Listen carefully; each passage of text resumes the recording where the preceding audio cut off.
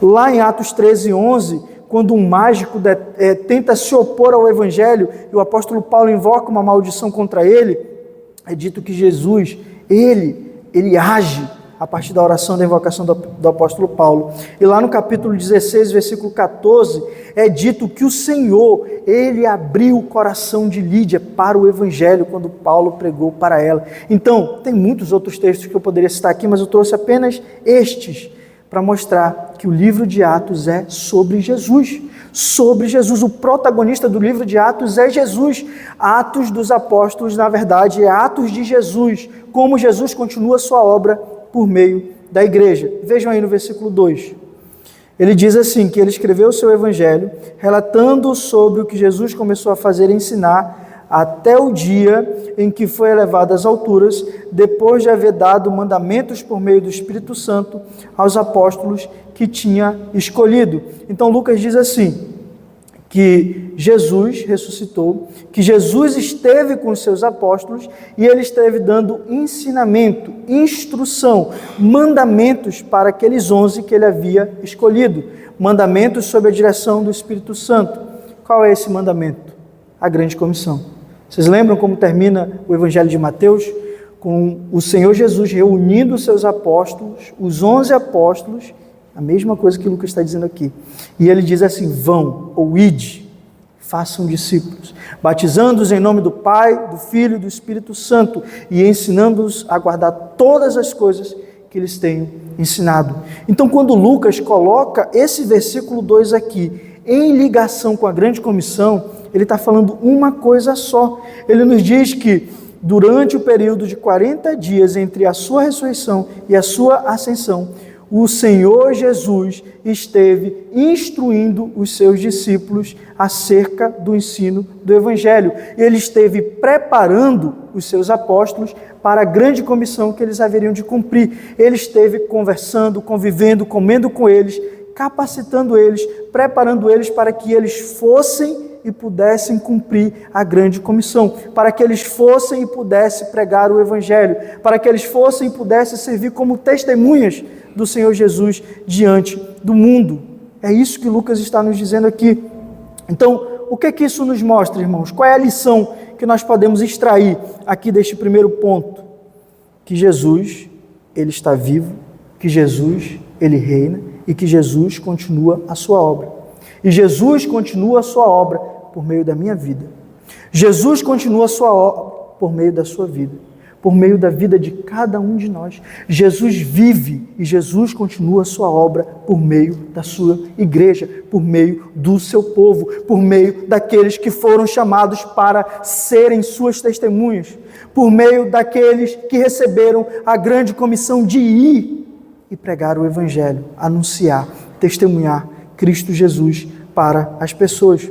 Lucas está deixando claro aqui que Jesus começou a sua obra terrena, mas que Jesus não a concluiu. Por quê? Porque essa obra continua por meio da igreja. Isso quer dizer que cada um de nós, irmãos, tem um papel essencial nesta obra. E aí o presbítero Wesley vai lembrar, nós estivemos no sínodo esses dias, e uma das pregações, um dos expositores, ele pregou o final do Evangelho de João, quando Jesus se reúne ali com seus discípulos, ele come com seus discípulos. E aí, os discípulos pescaram a noite inteira e não conseguiram pegar nada. E o Cristo ressurreto está na praia e ele diz assim, lancem à direita. Eles lançam as redes à direita e eles pegam os peixes. E eles colocam os peixes, quase que o barco afunda para dentro do barco. E quando eles saem para comer os peixes com o Senhor Jesus já está comendo peixe assado com pão. Ou seja, ele não precisava daqueles peixes que foram pescados. Ele tinha, mas ainda assim ele disse, lancem as redes à direita. E a implicação que o expositor trouxe para a gente, lá no sínodo, foi a seguinte, Jesus, ele não precisa de nós, não precisa. Ele é o Rei Todo-Poderoso, mas ainda assim ele se alegra em nos usar para fazer a sua obra. A mesma coisa a gente pode correlacionar e aplicar aqui.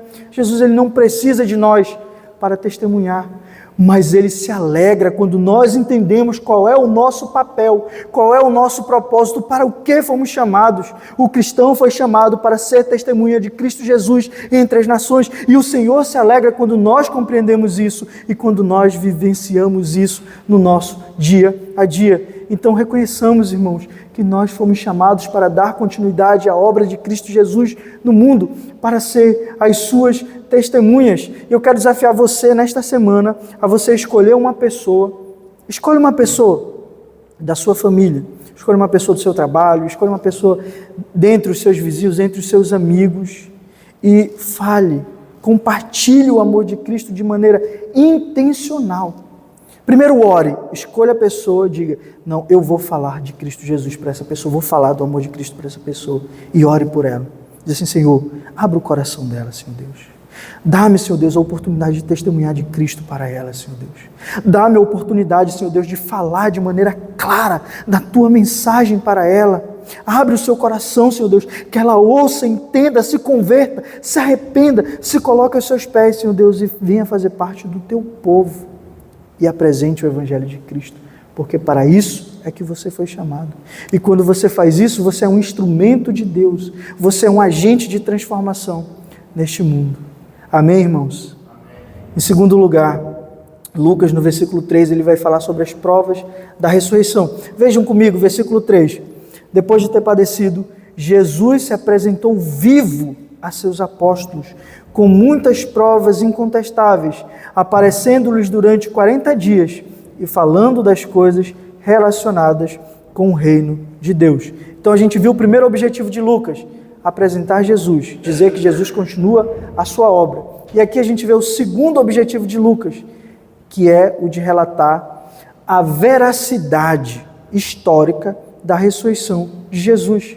Lucas sabe que aquilo que distingue a religião cristã, a fé cristã, de todos os outros credos religiosos, não é a sua moralidade, não é a vida irrepreensível das suas testemunhas, mas o que distingue a fé cristã de todos os outros credos religiosos é que nós anunciamos, com base na revelação das Escrituras, que Jesus ressuscitou. Jesus é o fundamento da nossa fé. O que nos mantém de pé, o que nos mantém com esperança, o que mantém a nossa fé é o fato de que Jesus ressuscitou. Então a ressurreição de Jesus, ela não é uma dentre as coisas da fé cristã, ela é a principal, ela é o fundamento da fé cristã. O próprio apóstolo Paulo vai dizer assim, se Cristo não ressuscitou, a nossa fé é vã. Se Cristo não ressuscitou, vamos comer, vamos beber, vamos aproveitar a vida, porque amanhã vamos morrer e isso vai acabar. Mas se Cristo ressuscitou, nós ressuscitaremos com Ele. Nós temos a certeza e a esperança da ressurreição. Então é isso que Lucas está dizendo aqui, que Cristo ressuscitou. E ele vai dizer que Cristo ressuscitou. E aí ele apareceu aos seus apóstolos, se apresentou vivo a seus apóstolos com muitas provas incontestáveis. Lucas está dizendo que a ressurreição de Jesus, ela não é uma ideia, não é uma imaginação, não é um delírio dos apóstolos. A ressurreição de fato aconteceu. Jesus de fato levantou do túmulo. Jesus de fato venceu a morte.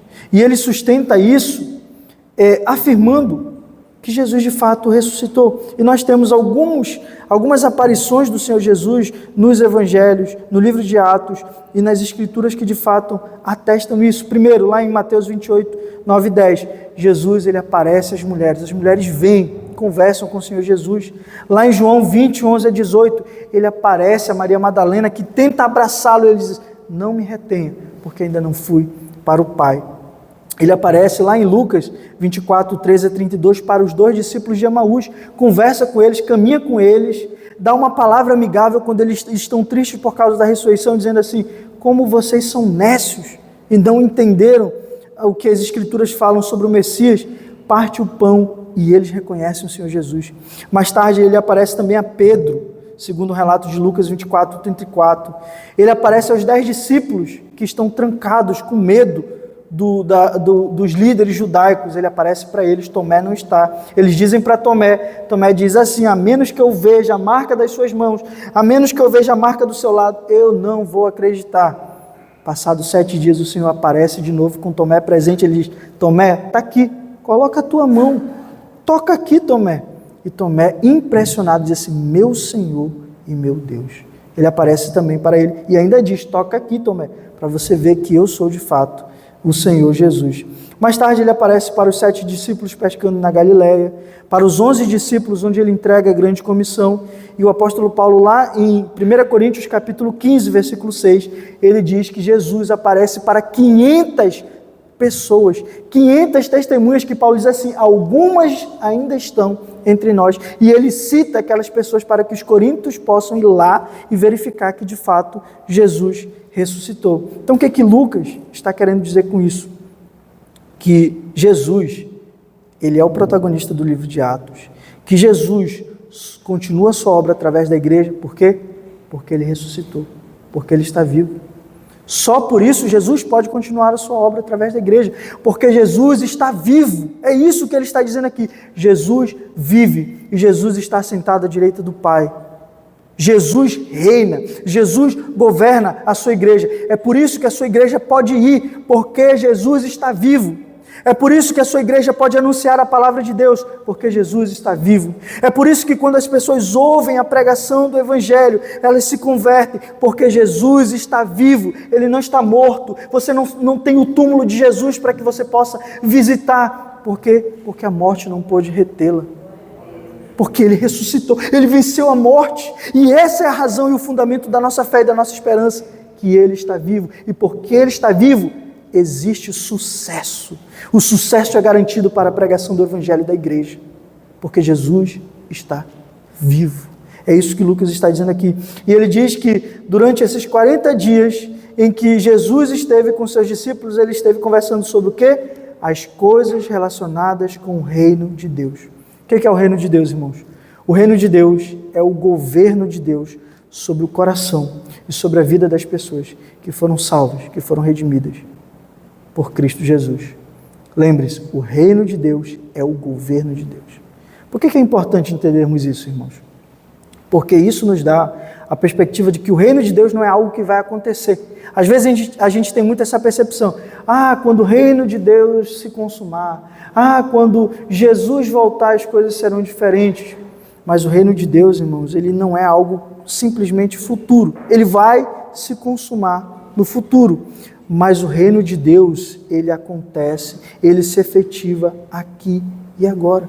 E esse é o ponto principal da espiritualidade do livro de Atos, que Deus está trabalhando para fazer coisas novas no mundo. E Ele nos usa para que nós possamos apresentar o Evangelho. Irmãos, cada vez que nós pregamos o Evangelho, cada vez que nós anunciamos, que nós testemunhamos de Cristo Jesus, e uma pessoa ouve essa palavra, e essa pessoa entende essa palavra, e essa pessoa aceita essa palavra, e ela crê no Senhor Jesus, e ela se submete ao Senhor Jesus, ela se arrepende dos seus pecados, ela confessa que era uma pecadora, miserável, carente e necessitada da graça de Deus, e reconhece que a solução para o seu problema está na cruz de Cristo. Essa pessoa se torna uma cidadã do reino de Deus, e há transformação na sua vida. A sua vida, a sua mentalidade, os seus relacionamentos, eles são transformados, são impactados. O que é isso, senão o reino de Deus se fazendo presente aqui na terra, como no céu? Nós somos agentes do reino de Deus.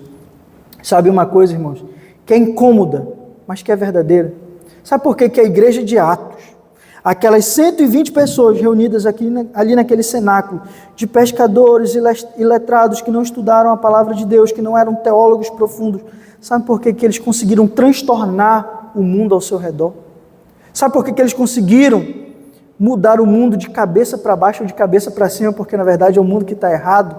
Sabe por que aquelas 120 pessoas, no espaço de um século, conseguiram fazer com que o nome de Cristo fosse conhecido diante de todo o Império Romano? Porque eles reconheciam que Jesus é um rei que está vivo. Porque eles eram testemunhas ousadas do Senhor Jesus. Porque eles reconheciam que diante desse rei eles têm um papel, uma responsabilidade, que é de testemunhar. E eles foram, sem medo. Eles foram presos, foram açoitados, muitos foram mortos de maneiras assim cruéis e brutais. Mas eles não se paralisaram. Por quê? Porque eles acreditaram que o reino de Deus é uma realidade presente aqui e agora, que Jesus vive. e que Jesus trabalha por meio deles, e que quando eles abrem a sua boca, o reino de Deus é efetivado, porque os eleitos de Deus ouvem a palavra, creem na palavra e têm as suas vidas transformadas por causa disso. E talvez, e só talvez, nos falte essa fé, nos falte essa convicção, nos falte essa certeza de que o Rei vive e que Ele reina e que Ele nos usa como agentes do seu reino, para a promoção do seu reino, para a transformação de vidas, para a efetivação desse reino aqui na terra. Nos falta isso muitas vezes, a crença de que Jesus, Ele reina nos nossos corações e que Ele nos usa para a promoção do seu reino. Nos falta ousadia, nos falta convicção, porque se de fato nós tivéssemos a convicção, a certeza de que somos testemunhas do Senhor Jesus e que devemos pregar o Evangelho a tempo e fora de tempo, testemunhar Cristo a tempo e fora de tempo, nós não perderíamos qualquer oportunidade que o Senhor nos dá. No Uber, na escola, onde nós temos a oportunidade, se nós entendêssemos o nosso papel, esses bancos estariam cheios. Não porque nós iríamos utilizar instrumentos humanos, agora a gente vai fazer o teatro aqui, a gente vai pintar as cores da nossa igreja, vai fazer tipo um show. Não, mas porque nós estaríamos pregando o Evangelho. E veja, lembra do que eu falei? Quem acrescenta pessoas à igreja é Jesus. Então cada vez que nós testemunhamos e o eleito ouve, o Espírito Santo o chama e ele vem para a igreja porque Jesus o traz. E às vezes nos falta essa certeza, essa convicção. Por isso, eu quero convidar os irmãos a viver. Não é ser, é viver como testemunhas da ressurreição de Cristo Jesus. Viva como testemunha da ressurreição de Cristo Jesus. Porque se a ressurreição de Jesus é a base da nossa fé e da missão da igreja, então cada um de nós deve viver como uma prova viva de que Jesus foi ressurreto e que Ele reina nos céus. Os apóstolos, eles não só acreditaram na ressurreição, mas eles deram testemunho com ousadia, mesmo diante da perseguição. Então, sabe aquele amigo, aquele familiar, aquela pessoa que eu disse que você deve orar por ele e que você deve escolhê-lo para intencionalmente falar do amor de Cristo para ele? Eu quero que você faça uma coisa a mais, que você compartilhe com ele como a ressurreição de Jesus transformou a sua vida. Que você compartilhe com ele, quando estiver falando do amor de Cristo, como que a ressurreição de Jesus trouxe esperança, trouxe propósito, trouxe coragem, trouxe vitalidade para você. E como que ela pode fazer o mesmo por ele. Faça isso e você vai ver a transformação que Jesus pode causar na vida dessa pessoa. Como Jesus pode te usar para que você seja um agente do reino de Deus. E por fim, irmãos, a promessa do Espírito Santo, versos 4 e 5. E comendo com eles, deu-lhes esta ordem: não se afastem de Jerusalém, mas esperem a promessa do Pai, a qual vocês ouviram de mim, porque João, na verdade, batizou com água, mas vocês serão batizados com o Espírito Santo dentro de poucos dias. Nesses versículos a gente vê que Jesus ele dá uma ordem específica para os seus apóstolos, uma ordem que está relacionada com a grande comissão. E qual é essa ordem? Fiquem em Jerusalém, não se afastem de Jerusalém. Por quê? Porque dentro de poucos dias o Pai cumprirá a promessa que fez a vocês. Qual era essa promessa? A promessa do Pai era o derramamento do Espírito Santo. A promessa da vinda do Espírito Santo sobre eles. E essa promessa, ela liga o Antigo Testamento ao Novo Testamento. Inclusive, ela liga o livro do Evangelho de Lucas ao livro de Atos. Por exemplo, lá em Joel, capítulo 2, versículos 28 a 32, Deus ele prometeu uma nova era, um novo tempo, um novo dia, onde Ele derramaria o seu Espírito, não só aos profetas, não só aos reis, não só aos sacerdotes, mas Ele derramaria o seu Espírito e esparramaria o seu Espírito para todo o seu povo. E Joel diz lá: e todos profetizarão, até suas filhas profetizarão, até os escravos que estão na sua casa profetizarão. Seria um dia onde a graça de Deus, o reino de Deus se manifestaria. Ele prometeu. Em Lucas 3,16, João Batista, que é o último profeta do Antigo Testamento, quando ele vai anunciar a sua missão, ele vai dizer assim: olha, eu na verdade batizo com água, mas virá alguém, e esse é muito maior do que eu, e ele batizará no Espírito Santo e no fogo. Então, essa promessa estava latente na expectativa do povo. O povo estava aguardando essa promessa. E tanto no final do Evangelho de Lucas, como aqui no início de Atos, Jesus está fazendo referência a essa promessa. Ele está dizendo assim: esperem em Jerusalém, porque dentro de poucos dias vocês vão experimentar a ação de Deus. Dentro de poucos dias o Espírito Santo será derramado sobre vocês. E então vocês poderão testemunhar. E então vocês receberão poder, capacitação para ir e cumprir a grande comissão, para ir e pregar o Evangelho. E essa é a explicação, irmãos, para o fato de o Evangelho de Cristo ter se expandido triunfantemente por meio de um pequeno grupo de pessoas humildes, em meio a todo tipo de dificuldade e perseguição, no espaço de uma geração, de Jerusalém até os confins da terra, a capacitação do Espírito Santo. Eles não foram no seu poder, eles não foram na sua inteligência, eles não foram na sua força, mas eles esperaram a capacitação do Espírito Santo. Eles esperaram o cumprimento das promessas do Pai.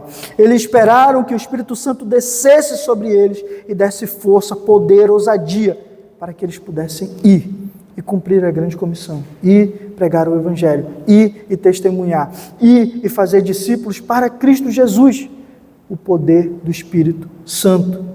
Isso nos ensina, irmãos, que nós devemos depender do Espírito Santo para o cumprimento da missão que o Senhor nos deu, a depender do Espírito Santo.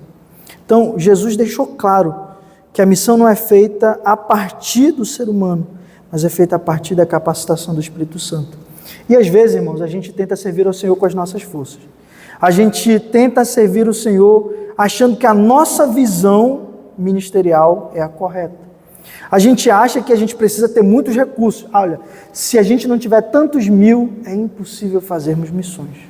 A gente acha que a gente precisa ter uma igreja grande, uma boa estrutura para que nós possamos fazer missões. Mas sabe o que nós precisamos? Exclusivamente do poder do Espírito Santo. Você não precisa de uma mega estrutura, embora isso seja importante. Você não precisa de muito dinheiro, embora o dinheiro seja importante sim, para o cumprimento da missão. Você não precisa de uma estratégia, embora ela seja importante. O que você precisa é do poder do Espírito Santo. E está aqui a chave para o sucesso da igreja. Não são essas outras coisas, é o poder do Espírito Santo. No poder do Espírito Santo, uma igreja pequenininha, com 20 pessoas, ela pode sair, testemunhar com ousadia, pregar o Evangelho e pessoas serem alcançadas e transformadas pela pregação do Evangelho. E sem a capacitação do Espírito Santo, uma igreja com 1000 membros, ela pode sair e não vai ter sucesso. E o que ela vai fazer? A gente vai fazer outras coisas aqui. A gente vai criar um teatro, a gente vai fazer alguma coisa relacionada à cultura do mundo para trazer as pessoas. A gente vai criar estratégias para trazer pessoas e aqui a gente talvez, só talvez, pregue o Evangelho. Essa é a diferença e nós precisamos ser conscientes disso, que o Espírito Santo, ele nos dá poder. O Espírito Santo nos capacita. E eu, você, todos nós aqui precisamos ser dependentes do Espírito Santo. Por isso eu quero convidar você para que você ore pedindo capacitação do Espírito Santo. Que você ore e diga assim: Senhor, envia o teu Espírito sobre mim, a fim de que ele me capacite, a fim de que ele me fortaleça, a fim de que ele me dê ousadia, Senhor Deus, para que no abrir e no fechar da minha boca eu possa testemunhar Cristo Jesus, para que eu veja as oportunidades e não perca a oportunidade de falar de Cristo Jesus, Senhor Deus, para que eu aproveite todo o ponto de contato que eu tenho para anunciar a Tua palavra, Senhor Deus. Se eu tenho dificuldade de falar, se eu sou tímido, Senhor, quebra a minha timidez e me dá ousadia. Se eu tenho medo do que as pessoas vão falar de mim, Senhor, tira esse medo do meu coração e me dá graça e poder para que eu possa ser Tua testemunha, ter um instrumento na vida das pessoas, Senhor Deus. Peçamos, irmãos, a capacitação do alto, e o Senhor é gracioso, bondoso, compassivo, Ele nos dará. Então o que a gente viu aqui em conclusão? Que a obra de Cristo, ela continua, e ela continua através de nós, da sua igreja, que capacitada pelo poder do Espírito Santo vai como testemunha da ressurreição e transforma vidas por meio dessa pregação do Evangelho, pela proclamação do reino de Deus, de modo que, como discípulos, nós fomos chamados para dependermos do poder do Espírito Santo. Nós somos desafiados a viver com intencionalidade, refletindo a realidade de que Cristo, Ele vive, de que Cristo, Ele reina e de que nós somos as testemunhas do Senhor, que continuamos a sua obra. Jesus continua a sua obra por meio das nossas vidas. Que o Senhor nos capacite, que o Senhor nos fortaleça para fazermos isso, para que sejamos fiéis e continuar testemunhando Cristo até que Ele volte. Amém, irmãos? Eu quero convidar os irmãos para a gente fazer uma oração. E eu quero convidar aqueles que puderem a se colocar de joelho para que nós possamos nos